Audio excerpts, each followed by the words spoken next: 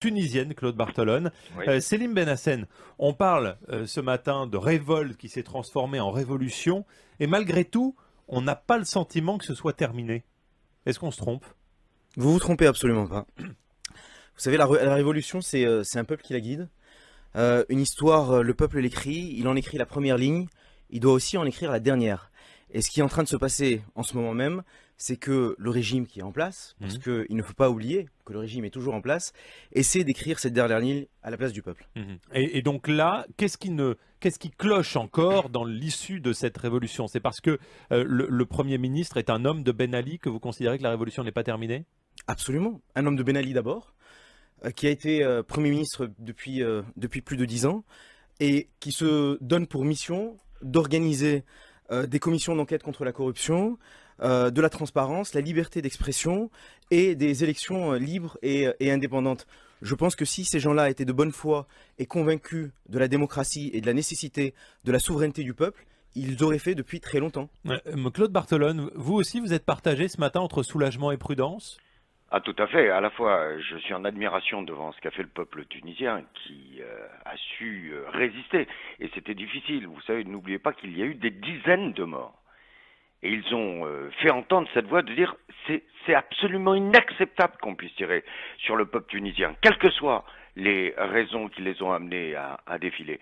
Et aujourd'hui, c'est vrai que j'hésite entre cette admiration devant ce peuple qui a su faire entendre sa voix pour retrouver toute sa liberté, et puis l'inquiétude devant les heures qui viennent. On voit bien que les choses ne sont pas encore stabilisées. Et il faut que la France, quelles que soient les non-déclarations qu'elle a eu l'occasion de faire sur la dernière période, soit aux côtés du peuple tunisien pour dire voilà, nous sommes à votre disposition pour, si vous avez besoin de nous, vous aider à établir le plus rapidement possible maintenant le calendrier électoral pour que le peuple tunisien puisse décider en toute liberté de ses responsables et de la ligne politique qu'elle veut voir appliquée au pays. Finalement, Salim Benhassen, le président Ben Ali, il est toujours président.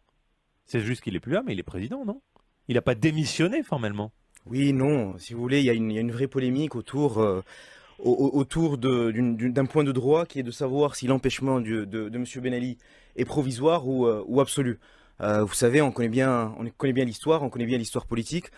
On voit bien les départs théâtraux et les retours qui ne sont pas improvisés, mais bien au contraire calculés de la part de personnes qui peuvent être un petit peu en position de faiblesse et qui n'attendent que de reprendre des forces pour, si vous voulez, reprendre la main. Expliquez-nous cette situation ce matin avec ce chaos, ce pillage. On apprend par exemple que là, un supermarché géant a été pillé, mais c'est pas le seul. On entend des témoignages de Tunisiens qui disent on vit barricadés chez nous avec des cadenas, des bâtons pour se protéger. Pourquoi cette situation de chaos, de pillage? Parce que la police n'est plus là? Non, parce que vous avez eu, pendant 23 ans, un climat qui a été un vrai climat de terreur, qui a été un vrai climat d'étouffement. Et si vous voulez, moi je ne suis absolument pas surpris par ce qui se passe en ce moment. Parce qu'un peuple qui a vécu dans des conditions aussi difficiles ne peut pas réagir autrement. Et aujourd'hui, c'est une autre manière de manifester son ras-bol. Alors, je crois que si M. Ben Ali était responsable, il n'aurait pas pris la fuite. Il se serait adressé au peuple tunisien, il aurait été jusqu'au bout de sa démarche, tiré les conséquences de ses erreurs, démissionné et restaurer l'ordre avant de partir. Claude Bartolone, Oui. vous l'évoquiez, le comportement de la France n'est pas tout à fait clair. D'ailleurs, ce matin, on le constate, le seul ministre à s'exprimer, c'est Alain Juppé, c'était d'ailleurs sur Europe 1, mais on a finalement assez peu de déclarations, la condamnation tardive aussi de la répression par la France.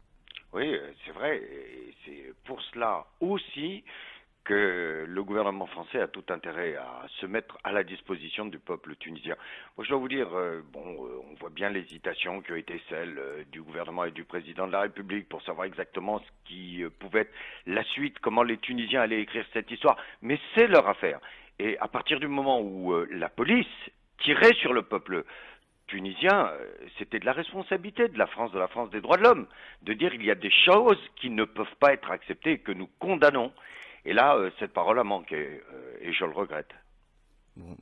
Si vous me permettez de réagir au propos de M. Bartolone, vous savez, la France des droits de l'homme, ça fait longtemps que la Tunisie et beaucoup de pays n'y croient plus.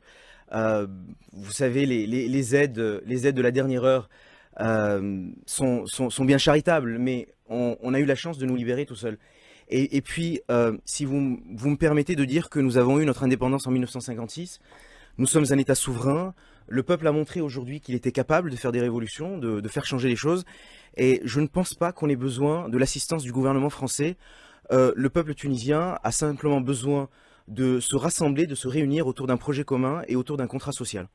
Est-ce que... Ça, c'est quelque chose qui est extrêmement important, hein, parce que il ne faudrait pas que dans la période qui s'ouvre, on laisse la moindre trace à une espèce de néocolonialisme s'installer. Hein. Le peuple tunisien a son avenir entre les mains, et je le dis, la seule chose qui doit être l'attitude du gouvernement français, c'est de dire, si jamais on fait appel à nous, on est à la disposition du peuple tunisien, mais rien qui puisse ressembler, notamment à un pays qui a quand même les gènes du colonialisme dans son histoire, rien qui puisse ressembler à du néocolonialisme. Salim Benhassen, un dernier mot. Vous êtes jeune, vous avez la trentaine, vous êtes un des leaders de l'opposition, vous avez fait Sciences Po à Paris. C'est quoi votre ambition à vous aujourd'hui? C'est de faire la politique? Notre ambition, de retourner là-bas? Notre ambition... Votre ambition à vous? Personnelle, vous voulez dire.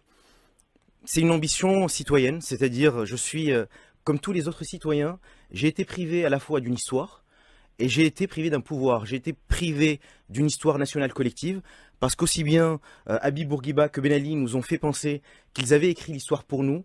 Et ça, nous l'avons refusé et nous continuons à le refuser. Et puis, on nous a privés de notre politique, c'est-à-dire qu'on nous a privés de décider collectivement de notre sort. Et moi, un citoyen parmi d'autres, ce que je veux faire, je veux contribuer à écrire... Attendez, vous voulez être ministre, vous voulez être quoi? Vous voulez faire quoi?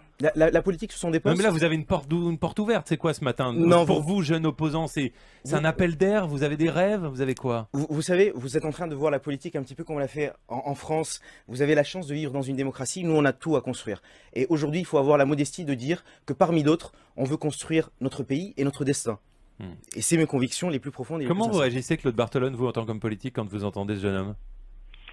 Je réagis en me disant, voilà, c'est la génération qui est le fruit de ce manque de démocratie en Tunisie. C'est cette génération qui n'a pas pu s'exprimer, qui a eu l'impression d'être mis à l'écart de la construction démocratique, de la construction citoyenne de la Tunisie. Et j'imagine à la fois, et je l'entendais dans la voix, à la fois toute l'espérance, mais aussi ce doute qui peut exister dans les 24-48 heures que nous allons affronter, parce que l'on voit bien encore que tout n'est pas fini.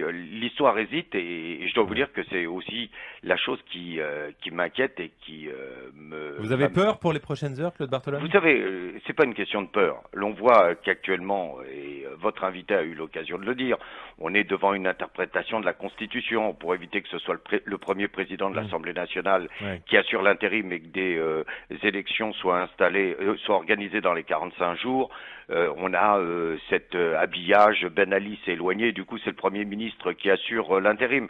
Donc on voit bien qu'il y a même institutionnellement une position qui n'est pas stabilisée. Quelles vont être les actions aujourd'hui? Comment vont-ils réussir à donner la parole à l'opposition pour se mettre d'accord sur un calendrier électoral et l'organisation de ces élections? Claude Barthelone, est-ce que vous êtes soulagé, est-ce que vous êtes rassuré que la France n'ait pas accueilli Ben Ali? Vous voyez, d'abord, je vais vous dire une chose. Jamais je n'ai pensé que M. Ben Ali allait mettre les roues de son avion en France. Parce que nous avons une justice trop libre. Nous avons trop de mouvements qui relèvent des droits de l'homme. Et M. Ben Ali sait qu'il risque de se retrouver devant les tribunaux. Mais là-dessus aussi, j'aurais souhaité que la France puisse dire, voilà, nous mettons à la disposition du peuple tunisien. S'il souhaite que nous l'accueillons, et si ça peut faciliter les choses, nous le ferons. Ou sinon, il n'y a aucune raison de l'accueillir. Et je vais vous dire, pour lui, il a choisi un pays à bon escient pour essayer de se protéger des actions juridiques qu'il aura à connaître dans les prochaines semaines et dans les prochains mois. Salim Benhassen, est-ce que vous espérez que Ben Ali sera jugé? En politique, on n'espère pas. On se donne les moyens de faire les choses. Et de ce point de vue, j'aimerais rappeler la responsabilité du Premier ministre devenu président par intérim, qui a, d'une certaine manière, organisé la fuite de M. Ben Ali. Parce qu'on l'oublie, c'est-à-dire que ce monsieur vient s'adresser au peuple tunisien en nous disant « je vais vous organiser des élections et je vais vous redonner votre liberté ». Cette personne est responsable de la fuite de Ben Ali parce qu'on aurait aimé juger M. Ben Ali en Tunisie et par des Tunisiens. Merci beaucoup d'être venu ce matin, Salim Benhassen, un des leaders de l'opposition tunisienne, et Claude Barthelone. Merci à vous également. Merci. Dans quelques instants sur Europe 1, les infos. Et puis...